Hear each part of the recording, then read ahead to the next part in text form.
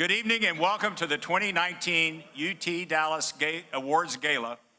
I'm Mike Brody, Chair of the university's Executive Board.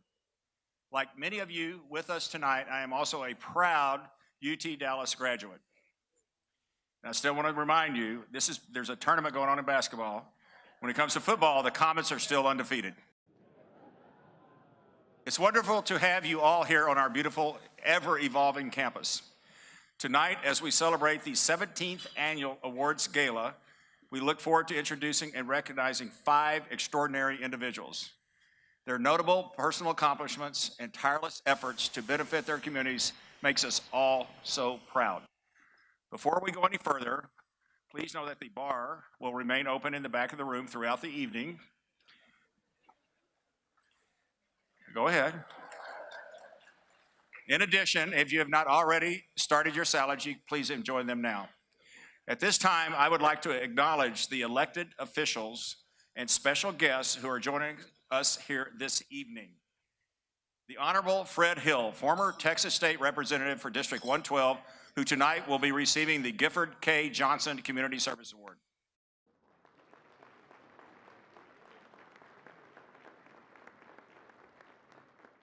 I've known Fred longer than either of us want to confess to, so. And from the Richardson City Council, Mayor Paul Volcker. Additionally, we're pleased to be welcoming a number of past honorees. With us this evening are Brent Christopher, past recipient of the Gifford K. Johnson Community Leadership Award, Green and Orange Award for Alumni Service honorees, Wei Dong, Anchi Ku, David Williamson, and members of the Eugene McDermott Scholars Alumni Association, and distinguished alumni Albert Black, Jerry Comer, Sati Hajit, Dr. Susan Fleming, Ann Graves, Robert Holmes, Bill Krennick, Jerry Madden, Mago, A.K. Mago, Charles Matthews, Ron Nash, John Olajuwade. I'm so proud of myself on that one. It's a beautiful name. Jim Von Eyre and Yi Zhao. Returning honorees, would you please stand and be recognized?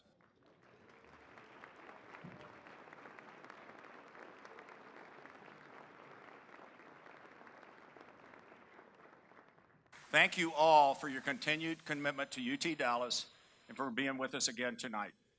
Finally, I would like to recognize our generous sponsors for tonight's gala. Presenting sponsor, Access, the City of Richardson, and Larry and Venice Stewart. Thank you all for your support of the university.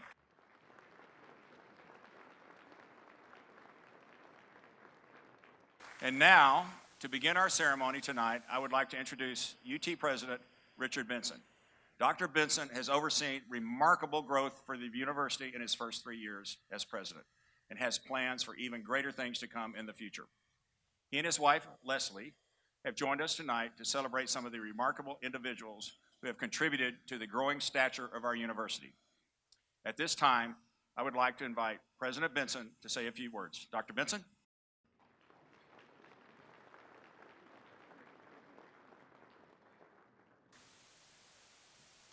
Thank you, Mike. Leslie and I are very pleased to have you all join us in tonight's celebration. To the alumni and friends gathered here, let me extend my warmest welcome to you all. It seems like just yesterday that I attended my very first awards gala at UT Dallas, and of course it practically was just yesterday because this is the 3rd one that I've attended. But even in my relatively brief time here, I've witnessed some changes to this event. For instance, this gala now takes place in our campus in this wonderful facility built for alumni by alumni. In fact, the opening of this center took place early in my presidency. I knew that it was a welcome addition to our campus, but I had no idea that it would so quickly become a hub for some significant moments in our community. We have hosted the UT System Board of Regents and members of the Chancellor's Council. We have welcomed new students at the beginning of the year with a meal and entertainment on the lawn. Members of the community have used this space for a variety of events. In other words, UT Dallas has grown into the possibilities promised by this Alumni Center. Very much in the same way, we have grown into the possibilities envisioned by our 3 co-founders when UT Dallas was established a little over 50 years ago. I like to imagine what the reactions of Eric Johnson, Eugene McDermott, and Cecil Green would be if they could see this beautiful campus today. Obviously, we can't have the founders with us here tonight, but we do have the distinct pleasure of honoring two people who witnessed the very earliest days of our existence, and happily they continue to be a part of our story. We will also celebrate three alumni whose paths have been far from narrow. Instead, they have expanded their journeys after graduation from UTD in ways that have changed the lives of others, and they are making a difference in the world. Tonight's celebration represents a lot of passion, a lot of commitment, and a lot of hard work by many people. This event has always been a way for us to say thank you. In addition, we get to honor those who champion UT Dallas. Being a champion for UT Dallas is probably one of the easiest tasks we can ask of anyone. After all, we are a top research university in Texas, poised to take its place on the national stage. Our graduates now number over 117,000 individuals, with almost two-thirds living in the Metroplex.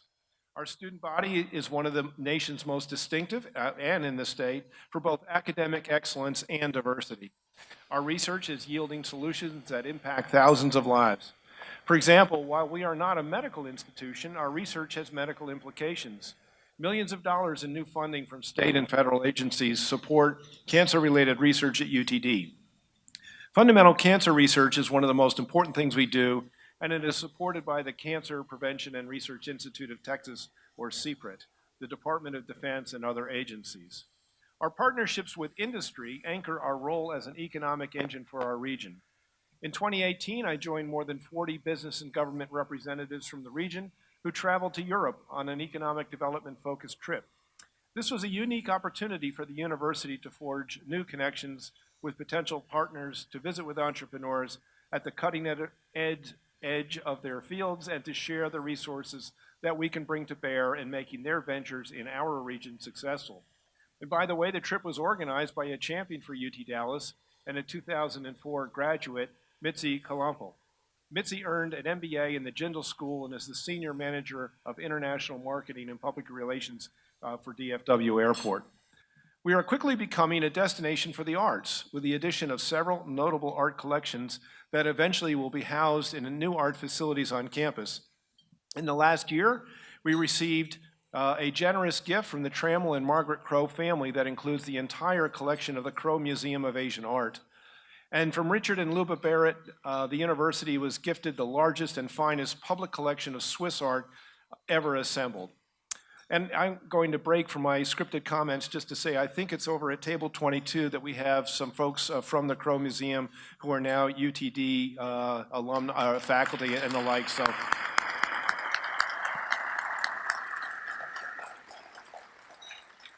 We're so pleased that they are part of this UTD family. I've observed many times that the acquisition of the art is quite precious, but we've acquired just a tremendous depth of talent and scholarship with our new colleagues, so thank you and welcome. So along with our other collections and curriculum development, we will be able to offer deep and wide resources for research and teaching in the arts. It is truly a great time to be a Comet. So thank you all for being our champions. I look forward to even greater accomplishments in the future with your help. Enjoy the evening, and now I turn the podium over to Kyle Edgington, Vice President for Development and Alumni Relations. Thank you.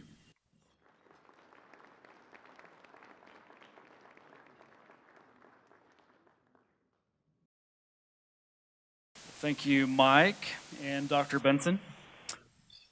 And thanks to each of you for being with us for this very special evening. You know, as a graduate of UT Dallas, it's a privilege to honor my fellow Comets and several exceptional friends of the university.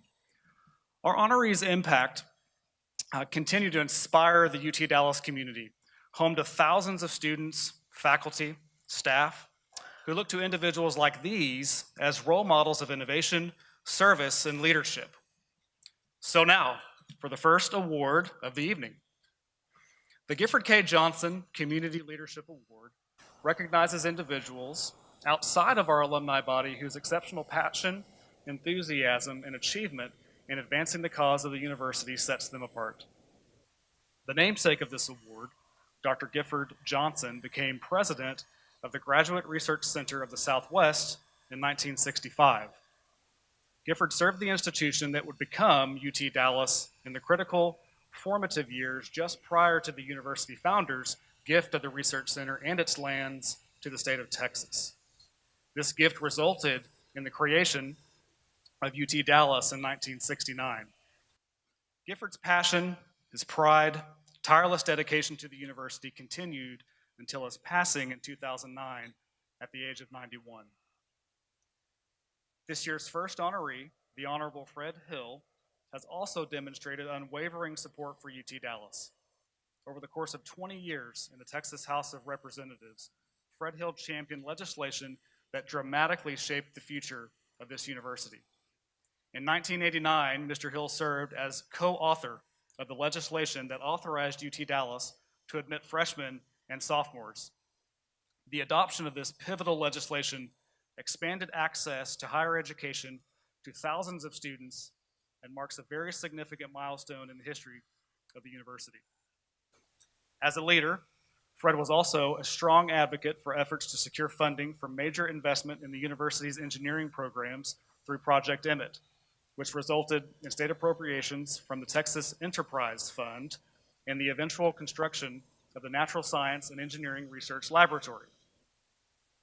While Mr. Hill retired from the legislature in 2008, he remained a model of leadership and public service, as well as an advocate for UT Dallas. He continues to provide our McDermott Scholars an insider tour of the Texas Capitol when they visit Austin, and he takes time annually to mentor the newest recipients of the Fred Hill Scholarship Award, a scholarship created by the university and its supporters, to which Mr. Hill has contributed generously over the years. Some of the students he has inspired with this scholarship are celebrating here with us tonight. So now let's learn a little bit more about Fred Hill.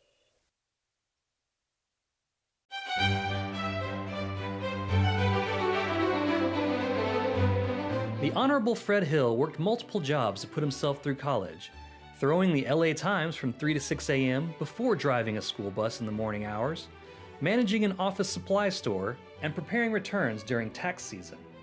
His efforts earned him a bachelor's degree in accounting from California Polytechnic State University.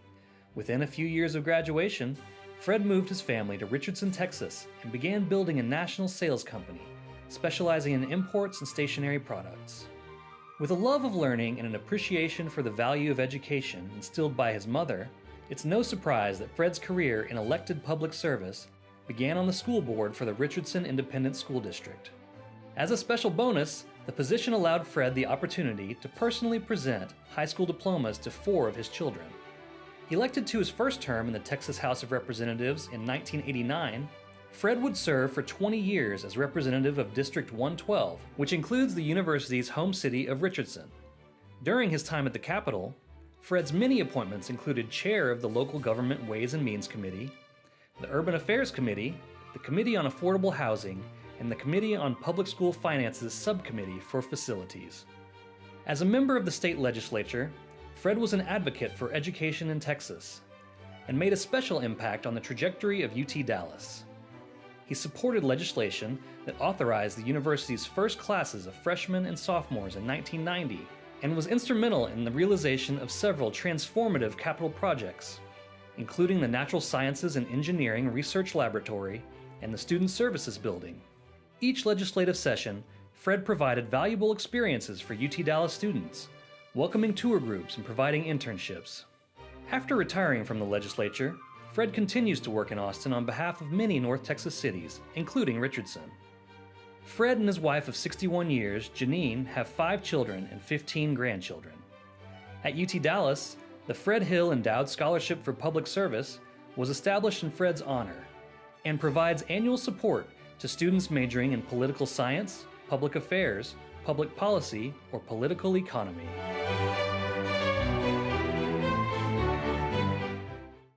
Of all of us here at UT Dallas, thank you for your extraordinary service.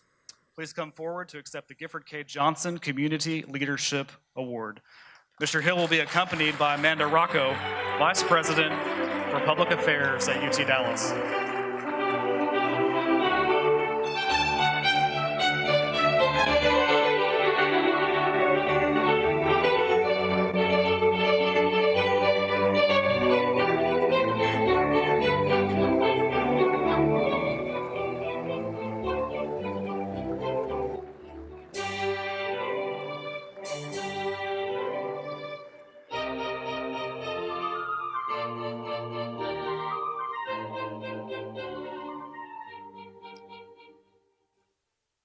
Well, thank you very much. It's a tremendous honor to be here.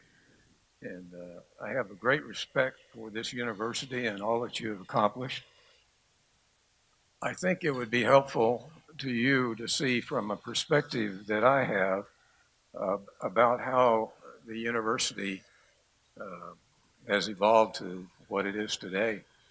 My wife Janine and I, actually, we just live down the street. When you go out of here, I think the street is called, what is it called outside there? No, it's not Waterview out here. Yeah. But at any rate, we just live on Waterview Drive. And we both grew up in California. And I started a company with some other fellows out in California. And when I finally graduated, incidentally, it took me 8 years to get through college. And some of you may have had the same experience, I'm sure. And I was not the best student. I was just a student in a hurry to get out, to tell you the truth. But we grew up in an area of California, Southern California. And when the time came for us to move to this part of the country, my partners and I chose me to come to Texas. They stayed in California. Texas was sort of a stepping off place for the rest of the country.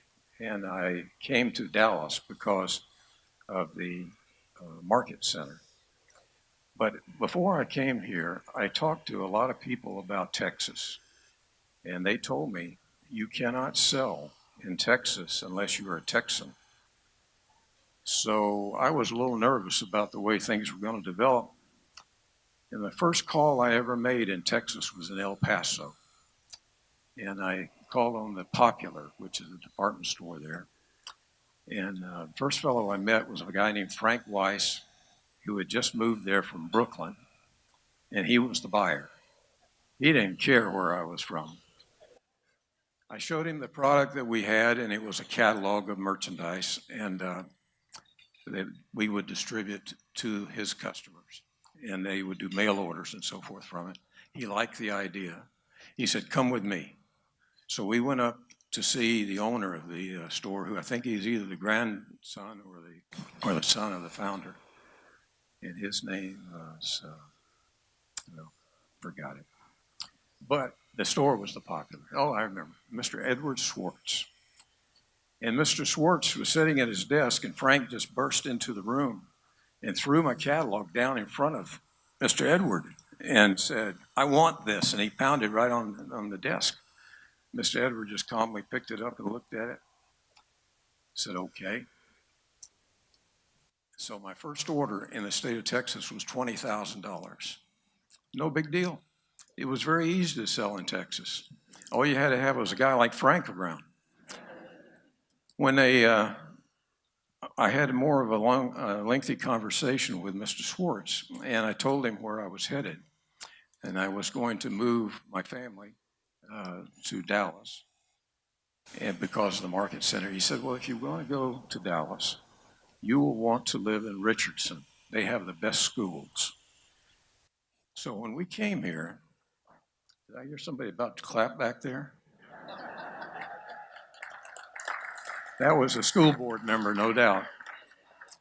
So when we came here, we took a little apartment down near the airport, Love Field, and every time I would go out looking for business, and if it was anywhere near this area, I would go into Richardson, and there was a house on Waterview Drive that I really liked, and I kept driving into the driveway, and it had a creek behind it, and I came from the desert, and I liked it, and so Janine and I, the kids, went back to California for a couple of weeks at Christmas time, and we talked about it, and I said, if that thing is still for sale, let's buy it.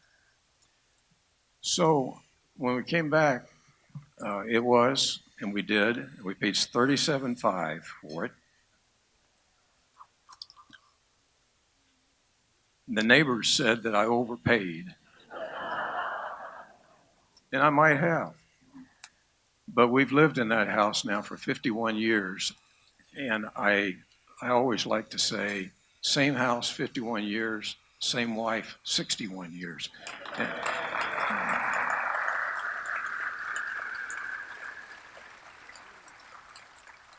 And, I'd like to introduce my wife, Janine. Would you stand up?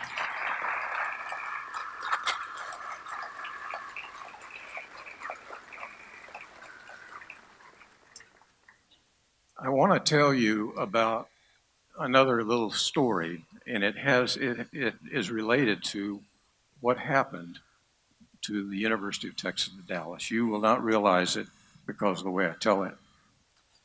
But as I looked for customers, I would go into a town and I'd take the yellow pages. And I hate to admit this, and you're all upstanding and probably never committed a crime in your life. But I'd tear the yellow pages out. I'd tear that section out that had potential customers on it. And when I go to my motel at night, I would map out the location of each one of those stores on a map. And then the next day, I would be able to start and have a routine to follow, looking for people, looking for customers. In Fort Worth, I found a Hallmark shop. And I went into this Hallmark shop, and the owner also owned a bicycle shop next door, and there was an arch in between the two. And as I went through the arch up to his office, there were plaques all along the wall of that stairwell going all the way up. I had never seen anyone that had dedicated that much of their life to public service. This man became a good friend of mine. And that day, he took me out to show me his newest investment, which was a super slide, which you folks probably remember. But he became a good friend, and we stayed good friends for a number of years. And I'm telling you this for a good reason. When I became a member of the legislature, it was in 1988 that I was elected. The governor of the state of Texas in that time was Bill Clements. Do you folks remember Bill? Well, I remembered him too, because I had been the president of the Rotary Club here in Richardson when he spoke to us a couple of years prior to that time. And as the president of the Rotary Club, you stand up when it's time for someone to stop talking.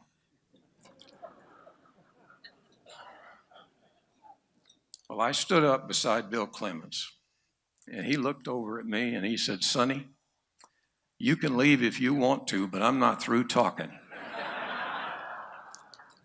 So I felt like I got off to a good start. And then when I got elected to the legislature, he had been elected again. If you've been a Texan for a long time, you might remember that Bill Clements was the first Republican since the Civil War. And he had 2 terms, but they were not consecutive. There was an interim in there. And he was in his 2nd term. The issue before the legislature was the status of the freshmen and sophomores. I was really astounded by what I found to be higher education politics. I didn't know it existed. The bill in the regular session didn't make it. It didn't come out, which would have allowed UTD to have freshmen and sophomores. And the reason that it didn't come out was because there was opposition. Now, first of all, Governor Clements was a Republican. The Speaker was a Democrat. The Lieutenant Governor was a Democrat. But I'm not saying that that was the real problem. But the majority of the members in the body were Democrats, and then the Republicans had a very small minority, a little over 30 members at that time. And the momentum for that bill just wasn't there. And we started working very hard on lining up support, going to every member and presenting the reasons that we needed to have freshmen and sophomores here. And it took me a long time to figure out what the opposition was. The opposition was competition. there was competition around in the area. And when I was talking to these members about it, I would get them to sign on as a sponsor of the bill. And I remember one from Dallas at the time, Steve Woolens. You folks remember Steve probably. Steve told me, he said, Fred, it doesn't matter how long you stay here, this will be the most important thing that you ever do. And he was probably right. So we had strong support from some people like Peter O'Donnell. And Peter O'Donnell was the chairman of the Republican Party in Texas at that time. And he was very instrumental in getting this accomplished. But to get it done, you had to have the support of the Speaker and the Lieutenant Governor. The Speaker was from Fort Worth. And my friend that I told you about that owned the bicycle shop in the Hallmark store, he had, by that point, owned a total of 20 Hallmark stores, still owned the bicycle store, the shop. But he was also the mayor of Fort Worth at that time. And his name was Bob Boland. I'm sure some of you remember Bob. But he was a fine man. And I went to see Bob and talked to him about what problems we were having getting the movement into the bill. And I felt like that we needed more help from the leadership. And Bob said, well, I'll help you on that. And that was all we ever said about it. And then pretty soon, that session ended and we had to go into a special session. But in the special session, there was a different attitude toward the passage of the piece of legislation. And we were successful in getting it accomplished. And I want to tell you, I know Mr. Johnson is here somewhere, Philip Johnson. When this bill passed, the university had sort of celebration over in the room above the library. And I was invited, and I was given the seat that I consider the seat of honor between Eric Johnson and Cecil Green, two of the founders, of the three founders of Texas Instruments and also of this university. And I will tell you, it was the best evening I've ever had with a couple of strangers, you know. These guys had known each other since they were very young, and they weren't young anymore. And I actually just eased back in my chair because they were picking at each other across me all evening long, and it was all fun.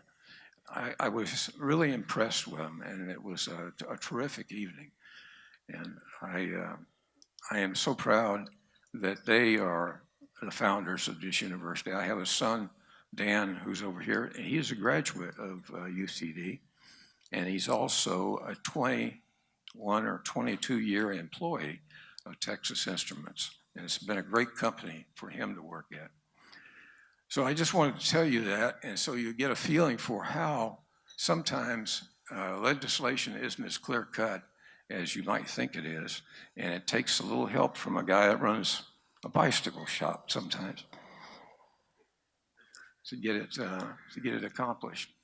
And I want to tell you that I am been so happy to be associated with the University of Texas at Dallas. Started out 8,000 students. We're now at 29,000. I don't know where all this is going to end, but it's been great. And I want to thank you very much for the award and for your presence here tonight. Thank you.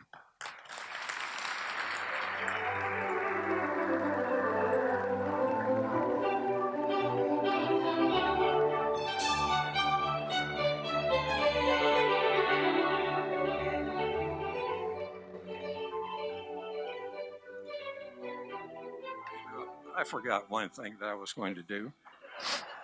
Stand right here. Amanda, come right here, would you? I have a pen here that Governor Clements used to sign that legislation.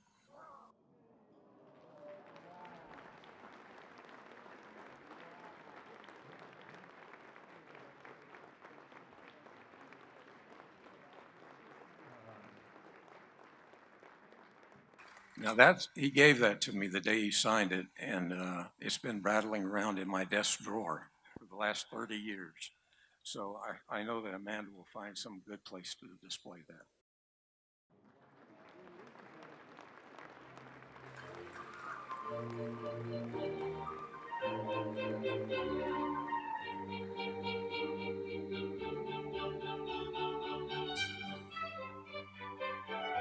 Thank you, Fred. That was great. You know, I spoke to Fred on Friday, and I said, we were talking about the evening, and he said, "How long do I get to speak?" And I said, "About 2 minutes." And he laughed. But I guess when you do something like this and you author legislation that builds this university, you can have as long as you want. So you're here. Very well done.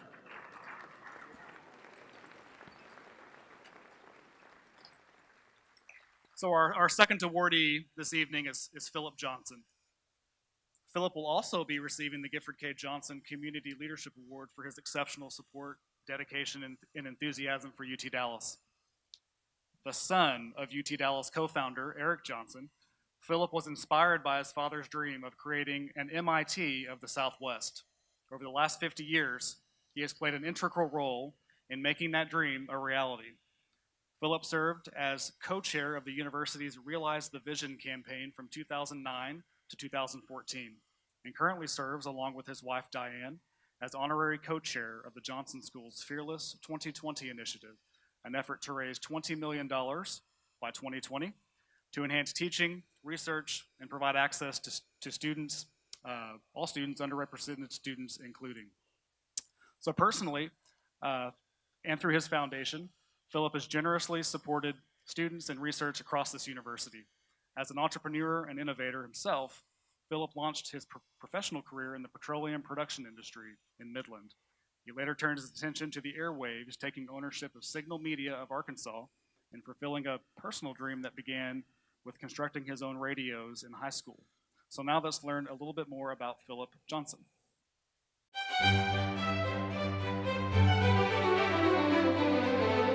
Born in New Jersey and raised in Dallas, Philip Johnson has been an active member of the business and civic communities for over 60 years. The son of UT Dallas and Texas Instruments co-founder Eric Johnson, Philip has built upon his father's spirit of innovation and entrepreneurship. After serving in the United States Army during World War II, Philip earned a bachelor's degree in both physics and industrial science and engineering administration from MIT in 1948. He then spent his early career working in petroleum exploration and production. In 1961, Philip founded the Great Plains Land Company in Midland, Texas, serving as president and chairman of the board of the petroleum producer. While living in Midland, Philip served on boards for several community organizations, including the Midland Cerebral Palsy Center, the American Cancer Society, and the Midland Independent School District. After returning to Dallas, Philip fulfilled a lifelong love of radio broadcasting by undertaking co-ownership of a Dallas radio station with his brother and sister. He is currently the president of Signal Media of Arkansas, which operates 3 radio stations in Little Rock and published a series of history textbooks for public schools. Philip remains an active civic leader in both Dallas and Little Rock. In Dallas, he co-founded the Dallas Symphony Foundation Board, is honorary chair of the Eric Johnson School of Engineering and Computer Science Executive Council at UT Dallas, and was a member of the Dallas Arboretum Advisory Board. In addition, Philip was a trustee of the Johnson Foundation and is currently trustee and president emeritus of the Philip R. Johnson Foundation, through which he supports education, health, and youth social services. Philip has been married to his wife Diane for 10 years. He has 4 children, Christina, Stephen, Eileen, and Suzanne, a son, Kenny, who is deceased, 7 grandchildren, 1 great-grandchild, and another on the way. At UT Dallas, the family established the Johnson Family Graduate Fellowship in Bioengineering and have been loyal supporters of the Johnson School.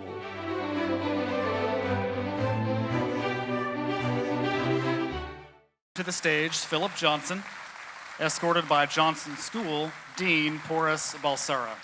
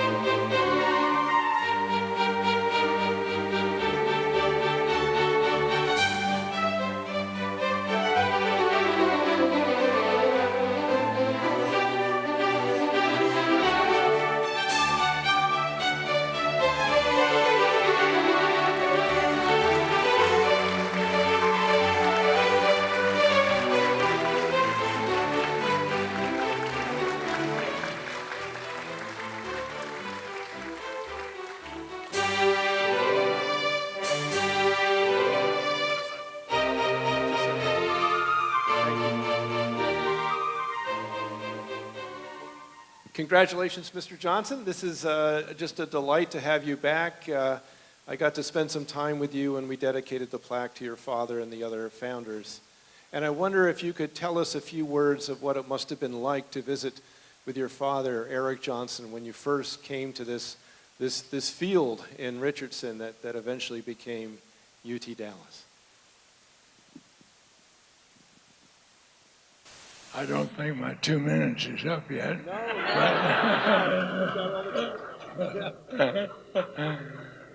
Well, that was a great experience, and I thank you for including me in that. Back in those early days, we shared an office in the Republic Bank building, and we had me and my secretary and my father, Eric Johnson, and his assistant, Nell Johnston, who some of you may remember. And we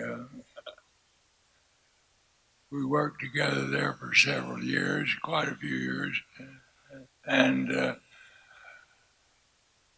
after one of the projects we finished, Nell came into my office with a book, and it was Journey to the East.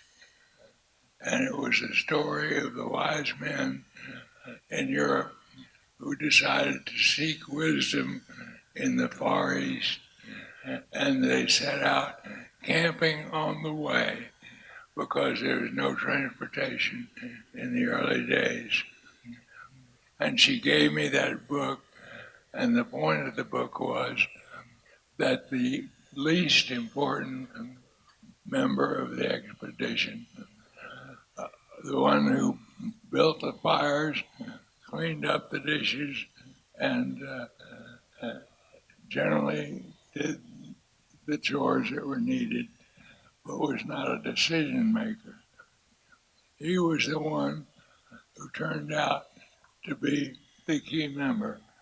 He held the group together, and when they overworked him and he retired, the group fell apart, and there was no expedition to the east. I've long wondered, Nell, why did you give me that book? At that time, I think it was because I was so least important of the important people in that office. And it was very appropriate to give it to me. And so I did more little chores after that, as she hoped I would. But that's a great truth that's revealed in that book.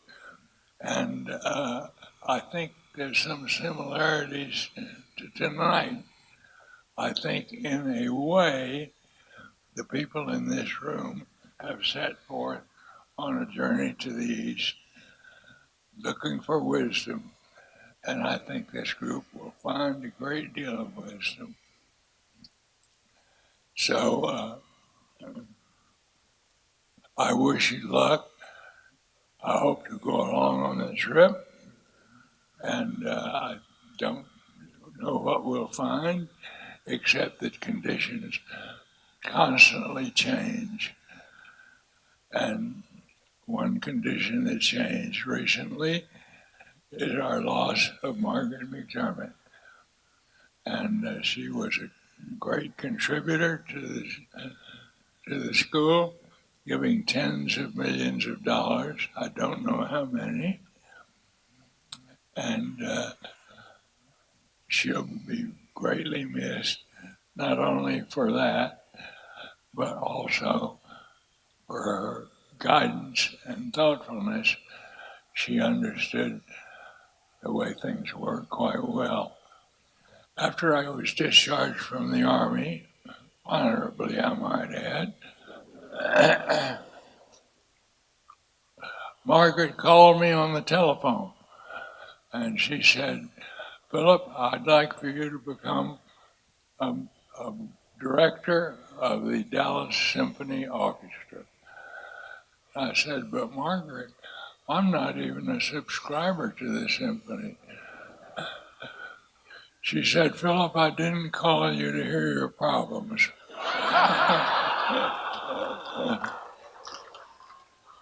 I want you to be on that board. And I said, yes, ma'am.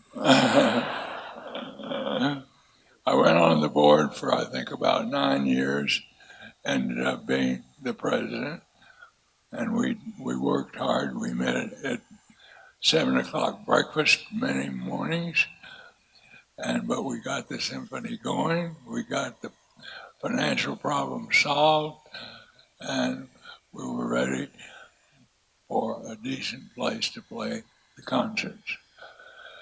At that point, I felt I couldn't give more time, and I told my associates that, and we approached Robert Deckard of the Dallas Morning News, and he took my job and did a magnificent job of constructing the hall.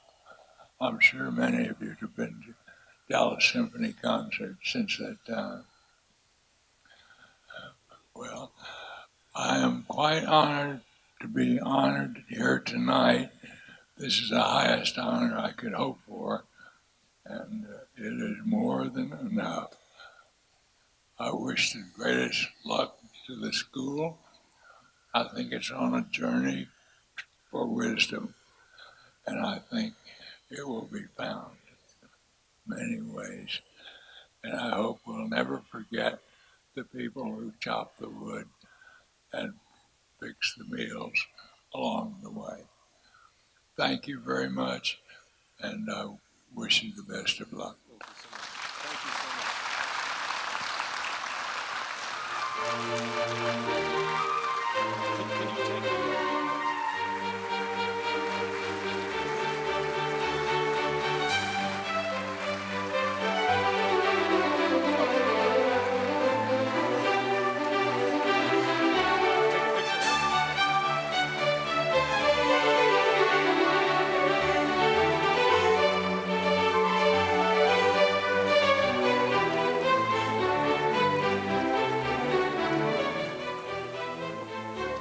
Thank you, Mr. Johnson, and thank you for being one of those individuals who lit more than a few fires along the way as we've been on our journey as a great university. So Kyle, I turn it back to you in just a second here. And I will just move away from there. We're going to take a few minutes, serve dinner. We'll come back and have the second part of our evening. So enjoy your dinner. Thank you very much. Before we recognize our remaining honorees this evening, I would like to once more thank Access, tonight's presenting sponsor. Yes. And I'm really pleased, it's my privilege to introduce John Olajide, Access's founder and CEO. John is a graduate of the Eric Johnson School of Engineering and Computer Science. He's a member of the university's executive board and himself a recipient of the UT Dallas Distinguished Alumni Award in 2016. He has been named chair-elect of the Dallas Regional Chamber and is a generous supporter of charitable causes throughout Dallas. So if you would, please join me in welcoming John Olajide.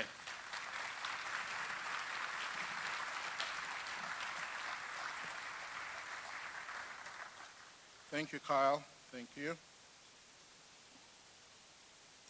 Thank you, Kyle, and once again, thank you to everyone here for joining us tonight. As Kyle said, I'm a UT Dallas graduate and had the honor of attending this gala as an award recipient just a few years ago.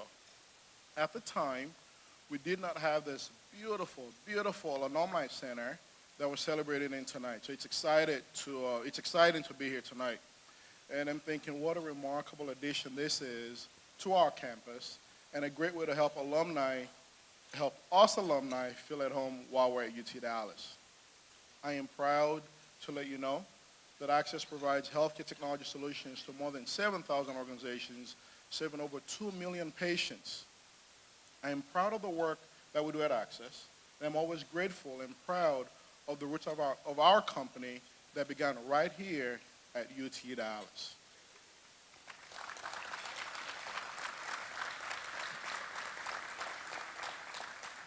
It was during my years as an engineering student here that I first encountered the problems that Access was founded to solve. My education in the Johnson School gave me the tools that I needed to develop solutions to these problems and set me down the professional path that led to the creation of Access. The 5 honorees that were recognized tonight have all made valuable contributions to our society and to this university. But tonight is not just a celebration of these individuals. It's also a celebration of everything that UT Dallas does to make our community proud and a much better place.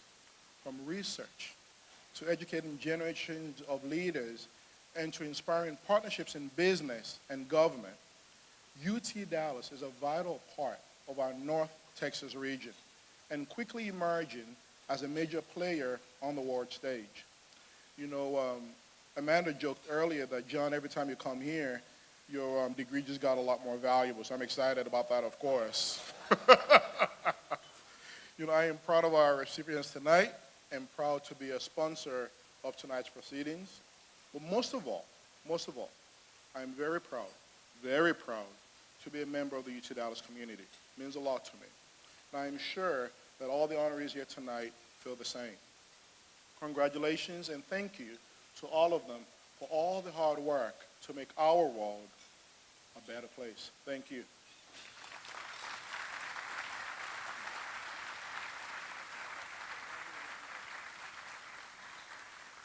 Well, John, thank you, and thanks once again to Access for tonight's sponsorship of the evening. John, stay here with me, and Dr. Benson, you're coming up with me again. Here, come a little closer, both of you.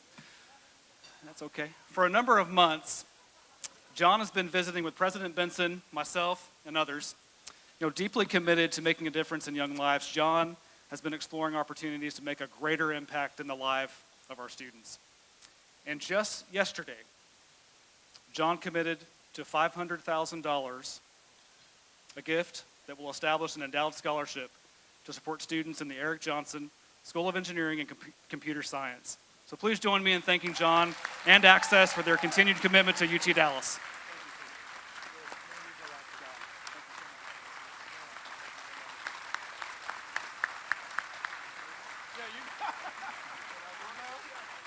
Yes, you may go down now, John. Thank you. Great. Wonderful. Thank you. Thank you again, Access and John. So please continue to enjoy your dinner as we resume our awards presentation. Also, I would like to recognize our musicians this evening, who are led by Eric Farrar, Assistant Dean of Undergraduate Studies in the School of Arts, Technology, and Emerging Communications. Thank you, Eric.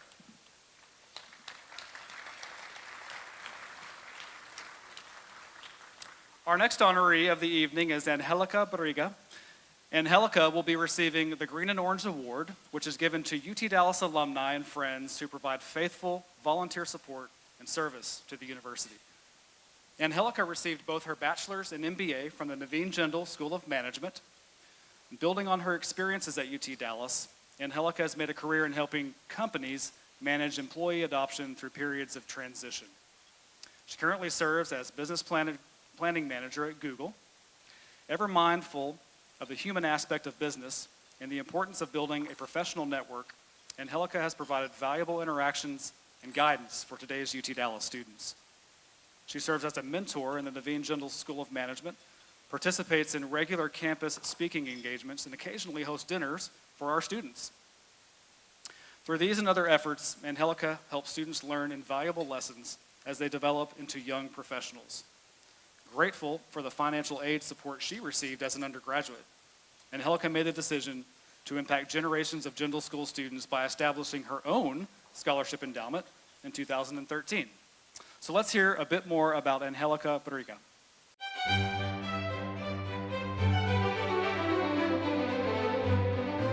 Hailing from the deserts of New Mexico, Angelica Barriga graduated from the University of Texas at Dallas with a bachelor's degree in business administration in 2003 and an MBA in 2008. The daughter of immigrants and a first-generation college graduate, Angelica completed her degrees while simultaneously holding a full-time job. Through the collective support of her husband, Roger, family members, co-workers, and friends, Angelica persevered and used her experiences at UT Dallas to begin a fulfilling career in business management. Currently working as a business planning manager at Google, Angelica credits the knowledge she gained at UTD in the field of organizational behavior with opening doors to opportunities she did not know existed. By learning how to merge a company's business interests with an awareness of its human aspect, Angelica became an expert in helping to manage change. Prior to working at Google, Angelica served in various business management positions at Fleet Pride, Adva Optical Networking, FedEx, and Cisco Systems. In each of these roles, she was pivotal in transforming organizations and improving employee adoption.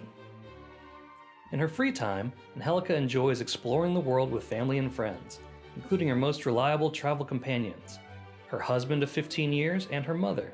She delights in sharing new experiences with others and spending time with her 20 nieces and nephews. Angelica is an active supporter of Minnie's Food Pantry in Plano, Texas, and Operation Underground Railroad, an organization that helps rescue children from human trafficking.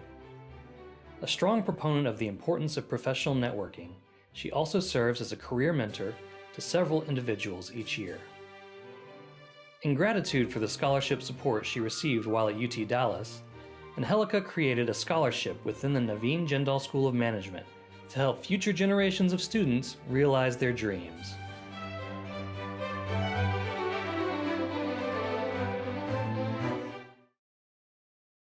Escorted by Jindal School Dean Hassan Pirkul.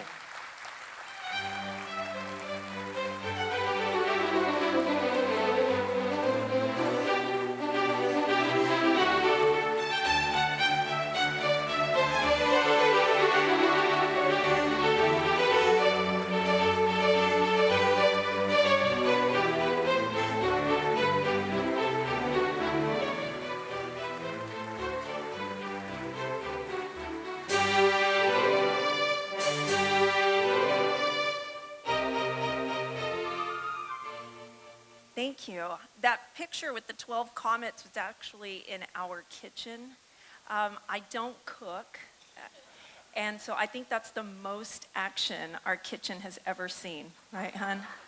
Yeah, they actually thought I had rented the space from an Airbnb for the event. I had to convince them, no, we actually live here. So I clearly remember talking with my husband years ago when I first wanted to establish an endowment. And I knew I wanted to pay it forward and truly accept the gifts of mentorship and financial aid that I received to help pay for a portion of my tuition. Establishing a scholarship seemed like a logical way of giving back, which we did, and we are grateful for the ability to have done so. However, going down that path with Alumni Services Directors Brittany and Olia, they quickly opened my eyes to the need and the value of also providing services to our students. Hosting career roundtables, speaking at student events, serving on university panels, students are able to ask us questions to someone who was once in their shoes at their university, our university. They ask tough questions too. So do you think a specialist versus a generalist is better? How did you get your job? What would you change about your career? Sharing our past experiences may seem like just that, but in reality, by doing so in these acts of service, we have the opportunity to give guidance we would have loved to have received early on. Share lessons learned and help students build their networks as they go out and become the leaders UTD is enabling them to be. I do it with pleasure and hope to continue to do so at every opportunity for the foreseeable future. I'm humbled by UTD's recognition of these efforts. Thank you very much.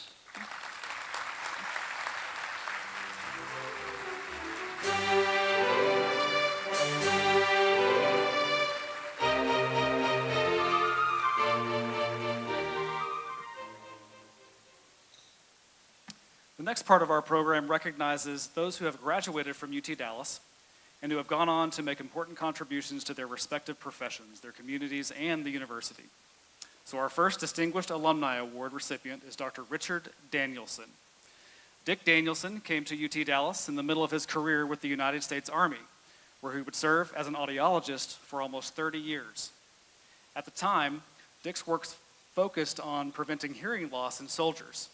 He chose to pursue his PhD at the Gala Center for Communication Disorders due to the presence of two faculty members, Dr. Don Henderson and Dr. Dick Salvi, who were internationally recognized as preeminent researchers studying the effects of impulse noise on hearing. At UT Dallas, Dr. Danielson became a first-hand participant in research that would become a key reference point for the field up to the present day.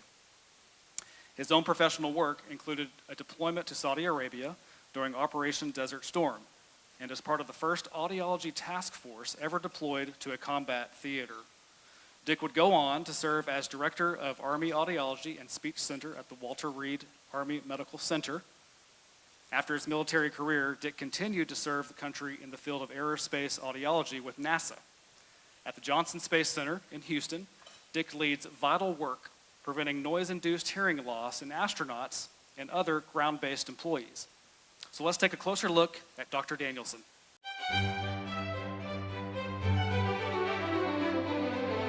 Born in Valley City, North Dakota, Richard Danielson attended North Dakota State University on an Army ROTC scholarship during the Vietnam War. After learning about the Army's need for audiologists to combat the high rate of hearing loss in soldiers, Dick decided to earn a bachelor's degree in speech pathology and later received a master's degree in audiology from Minot State University. While in the midst of what would become a 28-year military career, Dick attended UT Dallas as part of the U.S. Army's civilian training program, where he worked alongside Dr. Don Henderson and Dr. Dick Salvi before earning his PhD in Human Development and Communication Sciences in 1987. At the Gala Center for Communication Disorders, Dick learned to combine the basic and applied sciences with clinical evaluation methods. This broad academic background served him well as he went on to direct the clinical, training, and research activities at the Army Audiology and Speech Center at Walter Reed Army Medical Center. Dick currently serves as manager for audiology and hearing conservation at the NASA Johnson Space Center in Houston, and is an associate professor of otolaryngology at the Baylor College of Medicine. His work preventing noise-induced hearing loss during spaceflight and ground missions has earned several professional accolades, including the Outstanding Hearing Conservationist Award from the National Hearing Conservation Association and NASA's Astronaut's Personal Achievement Award. Truly a champion for hearing conservation, many of Dick's hobbies have links to audiology. He serves on a number of professional boards and committees and particularly enjoys fruitful academic discussions with friends. In addition, Dick is passionately committed to his family, having raised 3 children, Claire, Peter, and Martin, with his wife, Laura. Grandparents to 6, the couple is active with their church and philanthropically involved with hearing-related causes.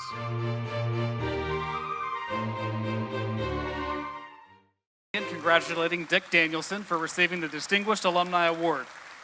Dick will be escorted to the stage by Dr. Tom Campbell, Executive Director of the Gala Center for Communication Disorders.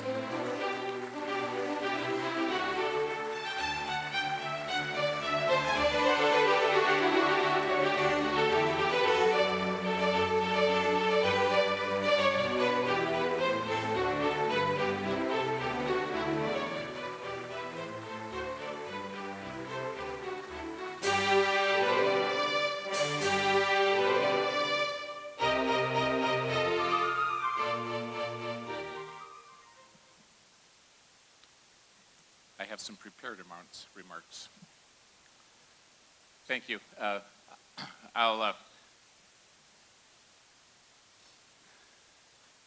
page 1. I can say this without the script. Thank you for this incredible honor, for attending this gala, and for the distinguished group that's out here. Many of you are also distinguished UT alumni, and perhaps far more. It's been gracious for you to be able to be here with me tonight. I'm truly humbled, and it touches me. Now, I've had an opportunity to do some speeches before to accept a small award or two, but this is very grand, and tonight I'd like to do what I've not done well in the past. I'd like to, if you will, let me take my first comments on something that usually is last but not least. I want to thank my wife.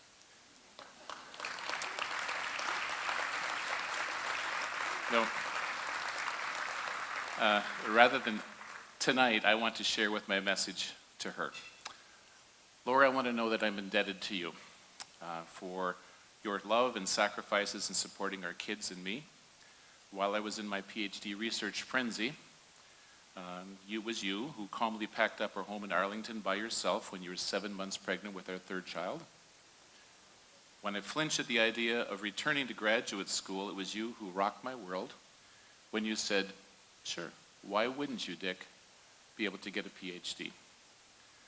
I would not be here tonight if you had not erased that period of self-doubt then, as well as many other times. You've been incredible, and this evening is really a tribute to you as well. Thank you, dear.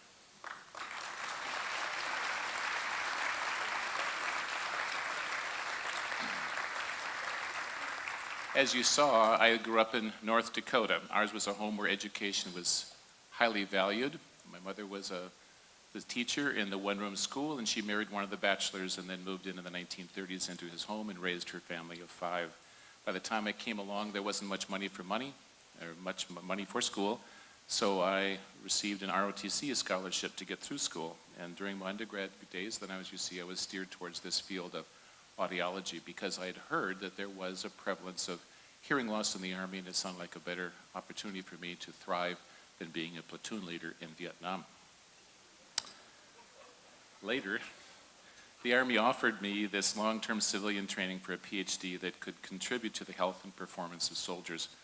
And as you saw at the time, the UT Dallas program had an incredible research team, internationally known, headed by the late Don Henderson, who was systematically examining the scientific basis of noise-induced hearing loss.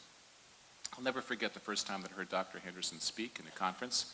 The room was packed, and I was at that time required to sit on the floor. And as I heard him describe in such clear and basic terms things that just blew me away, I sketched as rapid as I could, as many notes as I could, and drew some sketches of some graphs that I'd seen on the screen.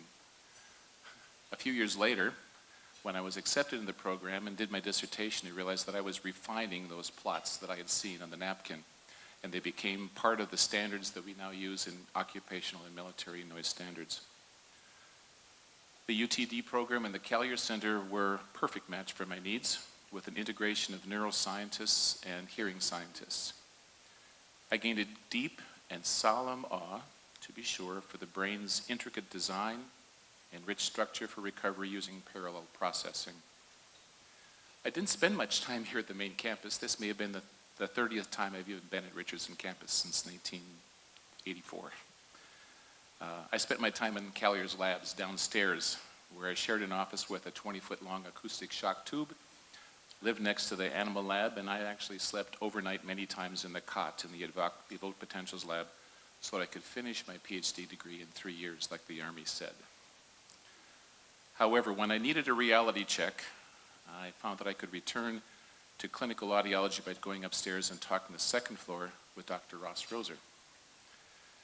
Ross, thank you for your mentorship when I was your student, when I followed you in roles in the Texas Academy of Audiology, for when I was an adjunct instructor at UT Dallas, and for being a valued friend. In case you didn't know it, UT Dallas is one of the premier audiology programs in the nation, certainly now. I'm proud of the continued research, productivity, and professional preparation done in my alma mater by your students. 2 have completed their NASA internships with me at Johnson Space Center, and just last Monday we announced that we were taking another intern for this summer. UTD's audiology program head, Dr. Colleen Laprelle, is an internationally recognized for her own research in otoprotectants and noise-induced hearing loss. Colleen, you are a jewel in the UTD faculty and a gem of a friend. I suspect that each of you here has had your moments that were pivotal in your career and training. I've mentioned only a little about how my family, professor, and colleagues have influenced pivots in my career's directions. I must admit that I've been fortunate to be in the right place at the right time When I was young, I certainly didn't seek or anticipate having a hands-on role in space medicine with astronauts and cosmonauts. However, I was incredibly fortunate to have enough family and colleagues who pointed out to me, hey, this is the right time, and you're the right person at this time to handle this now. On Monday, I'm speaking to some students here in Richardson, and will encourage them to recognize when they hear that same message. I'm encouraged by UTD's growth, entrepreneurial spirit, and their commitment to academic excellence. And of course, I'm immensely encouraged by your very kind gestures here this evening with this wonderful honor. Thank you very much.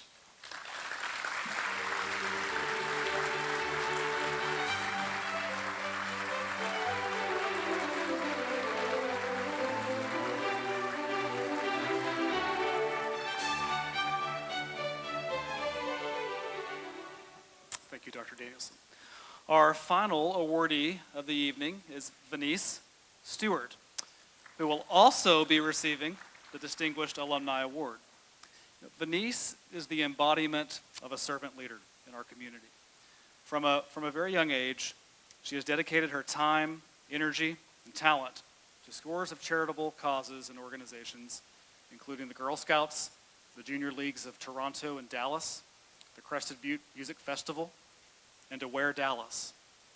Her leadership has been instrumental in motivating increased volunteer engagement and record fundraising for the organizations that she supports. While a student here at UT Dallas, Venice was elected vice president of the student body, serving alongside a friend who Venice convinced to run for president. Skills she acquired in that role, as well as through her coursework in the School of Management, helped lay a foundation for her future success. Today, Venice continues to direct support for initiatives around UT Dallas as well.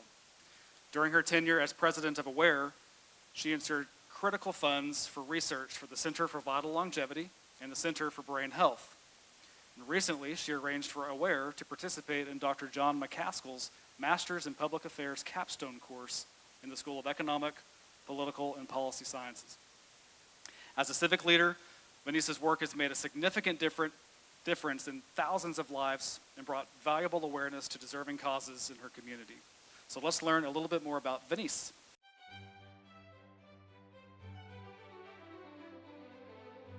Houston native Venice Stewart's multi-decade dedication to civic leadership began at a young age. Encouraged by her parents to participate in regular volunteer work alongside her three sisters, Venice was an active Girl Scout through her high school years in Dallas and has long devoted herself to bettering her community. After earning a bachelor's degree in business and public administration, which she refers to as an engineering degree in business, along with a minor in psychology from the University of Texas at Dallas, Venice redoubled her efforts to make a difference wherever she lived. She chaired her first charity ball in the 1980s for the Women's Guild of United Cerebral Palsy, rising quickly in the organization from newcomer to a motivating leader. This pattern of rapidly taking on the mantle of responsibility would be replicated time and again as Venice's passion for service only grew in the years to come. When Venice and her husband Larry moved to Toronto, she became president of the Toronto Junior League, an organization she has remained involved with even after returning to Dallas.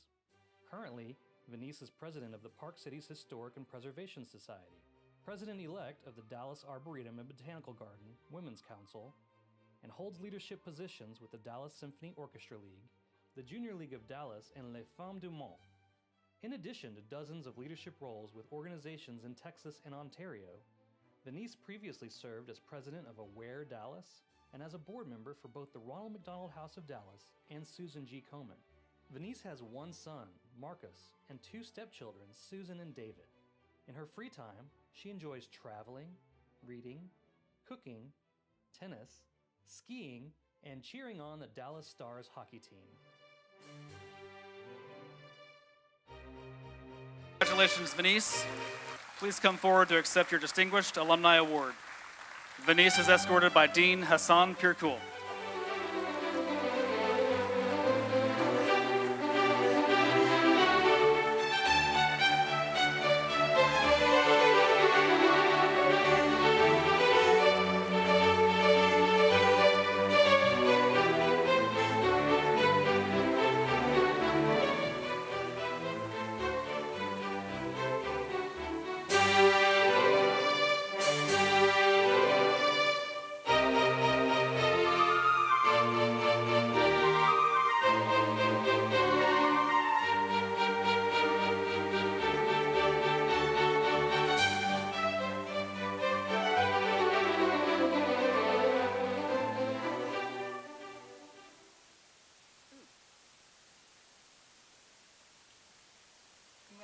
try to keep this short, literally.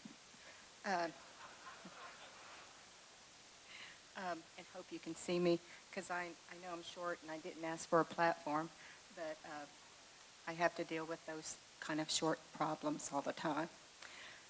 I'm honored to be standing here before you as a 2019 University of Texas at Dallas Distinguished Alumni Award honoree.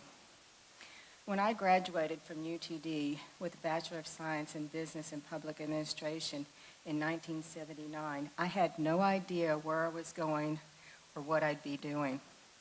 I think this is the feeling of many graduates.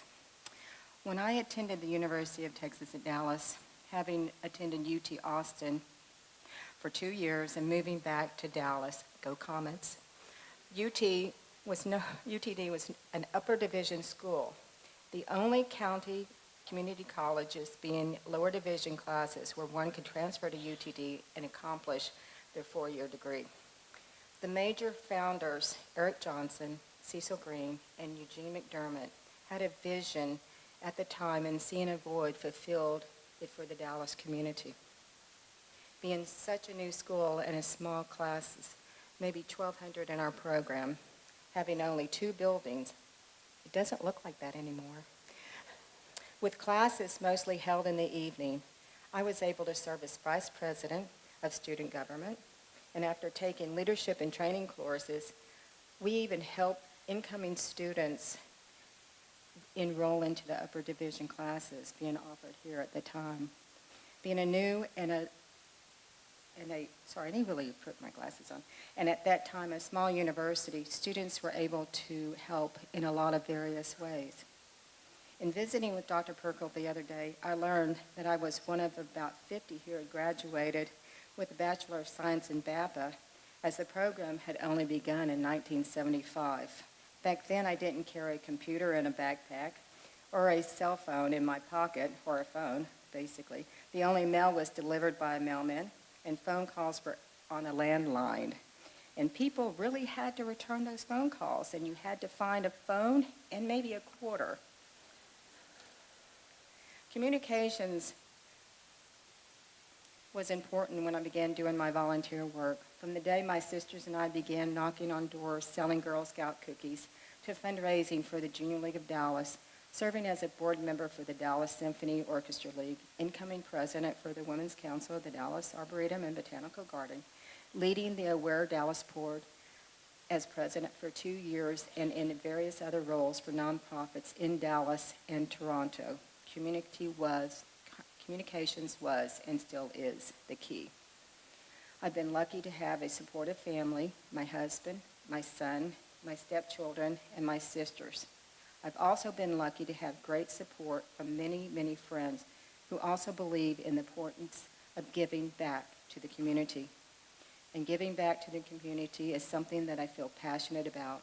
It's how I've become known as a civic leader, which surprises me because I didn't try to become a civic leader. It was just natural for me. Civic leaders are defined as a person who rules or guides or inspires. Thomas Ehrlich from the Carnegie Foundation for the Advancement of Teaching states that when you volunteer your time, your skills, knowledge, and enthusiasm to promote the quality of life in your community, or when you find ways to positively impact individuals, organizations, and issues and contribute to the common good of a community, that is civic engagement. And when you are civically engaged, you are a leader. That is a civic leadership. Well, I love to inspire people to bring out their best. I love to guide people to the right conclusion and not be afraid to grow and think outside the box, to come to a conclusion that is best for all, and I am enthusiastic and passionate about what I do. I want to do well, and at the same time, I want to inspire the people that support what I'm doing. I do this by communications, keeping the door open to new ideas and advancing those that need the confidence to accept new and perhaps diverse challenges. I now carry a computer in my backpack, and I always have my cell phone. I want to sincerely thank UTD for this honor, and I am privileged to be standing alongside these other distinguished honorees here tonight, the past and the future. I am thankful to be a UTD graduate, and I promote the university as often as I can. I have been lucky to have served as a volunteer with Aware Dallas, where it was mentioned the Center for Vital Longevity and the Center for Brain Health, both supported by UTD, have made an impact in the areas of brain health and Alzheimer's. Aware Dallas was also a beneficiary of a most recent capstone project. Due to the growth and the high expectations of the founders in the past 40 years that I attended, UTD has reached global status and will continue to do so in the future. So as you can see, UTD Dallas helped me in many ways to achieve my personal goals: communications, develop a hard work ethic, and create time management skills, and the ability to help others achieve their goals. I've had many mentors along the way. UT Dallas was definitely one of the most important influencers in my life. Thank you.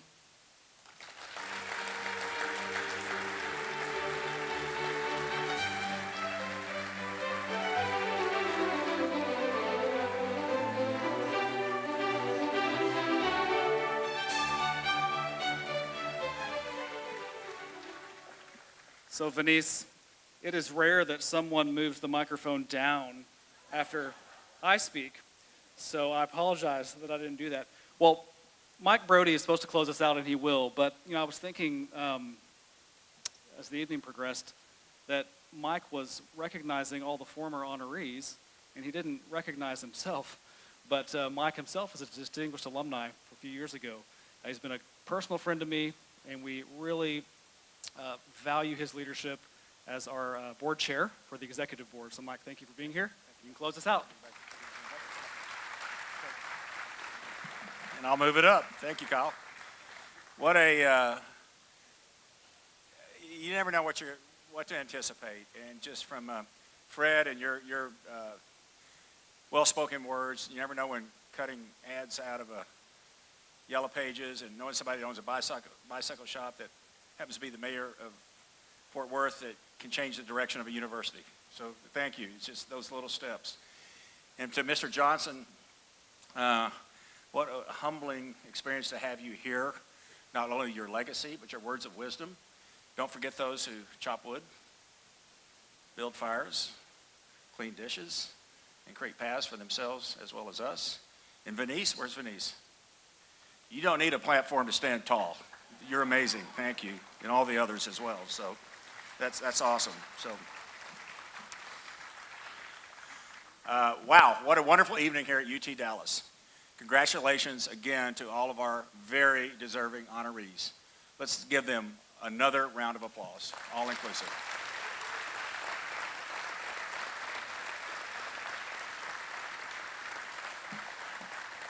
Beautiful, beautiful. Ladies and gentlemen, we're nearly ready to conclude our program tonight, but before we adjourn, I just have a few items to clean up and mention. First, I'd like to acknowledge the hard work of the university staff whose efforts made this evening possible. They're amazing.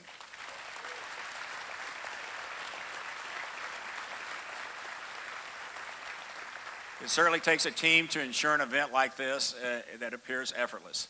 And thank you again for all of you in joining our celebrations tonight. Your support truly embodies the Comet spirit, still undefeated in football. Please save the date for next year's gala. We'll get save the dates out to you, but it's May 2nd. It's a little bit later next year, May 2nd, 2020. We have a very special evening planned in honor of UT Dallas's 50th anniversary next year. This is going to be a big one. 50.